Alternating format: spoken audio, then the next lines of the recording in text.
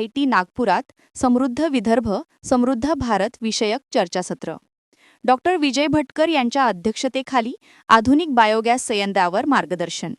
VNIT आणि बारामती इकोसिस्टीम्समध्ये महत्त्वाचा करार.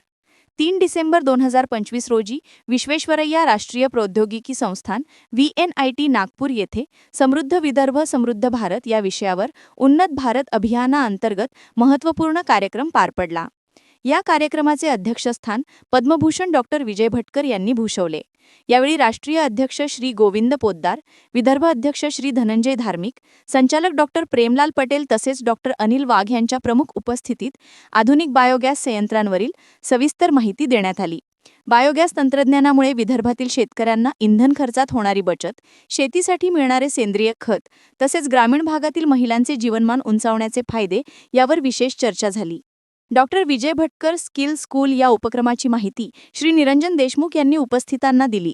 तसेच समृद्ध विदर्भ समृद्ध भारत आणि बारामती इकोसिस्टीम्स अँड टेक्नॉलॉजी प्राली यांच्यात महत्त्वपूर्ण करार करण्यात आला. या कार्यक्रमाला डॉक्टर अनिल वाघ, श्री गोवर्धन जाधव, श्री सचिन गरड यांच्यासह अनेक मान्यवरांची उपस्थिती लाभली. सूत्रसंचालन आणि आभार प्रदर्शनही डॉक्टर अनिल वाघ यांनी केले. हा प्रकल्प विदर्भातील शेतकऱ्यांसाठी खऱ्या अर्थाने वरदान ठरणार असल्याचा विश्वास उपस्थितांनी व्यक्त केला.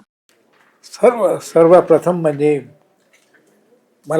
मी जिथे शिकायचा योग आला, इंजिनिअरिंग शिकायचा योग आला, तिथे आज मला पुन्हा माझं स्वागत होतं किंवा मी काय करू शकलो आहे याबद्दल बोलल्या जातं. तर खरोखर मला फार आनंद झाला आहे आज की माझ्याच शाळेमध्ये जिथे मी शिकलो, जिथे मला तिथे इंजिनिअरिंगचा पाया माझा जिथे म्हणजे एक प्रकारचा उभारण्यात आला, तिथं येऊन माझं स्वागत होतं. हे म्हणजे एक फार आनंदाची गोष्ट आहे. दुसरं म्हणजे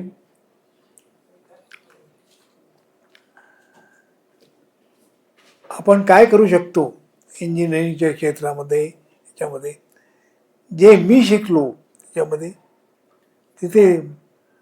आणि तिसरं म्हणजे विज्ञान आणि अध्यात्म यांचं मिलाप कसा होऊ शकतो आणि आपलं जीवन कसं समृद्ध होऊ शकतं याबद्दल सांगण्यात आलं आणि मला इथे बोलावण्यात आलं. त्याचा मला खूप आनंद होत आहे. म्हणजे व्हायलाच पाहिजे याच्यामध्ये. तर आज माझ्या जीवनातला एक अत्यंत महत्त्वाचा दिवस आहे.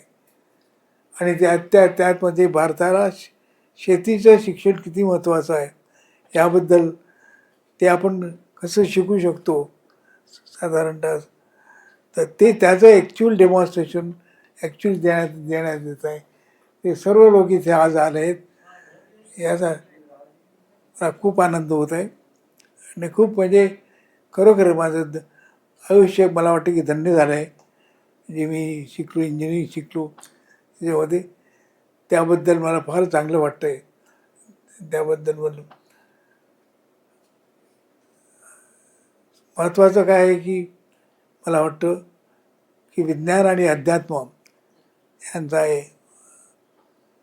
योग्य मिलाफ होऊन आयुष्य कसं समृद्ध होऊ शकतो हे आपल्याला शिकायचं आहे. ते इंजिनिअरिंगमध्ये शिकल्यावर जात नाही किंवा कोणत्या जात नाही.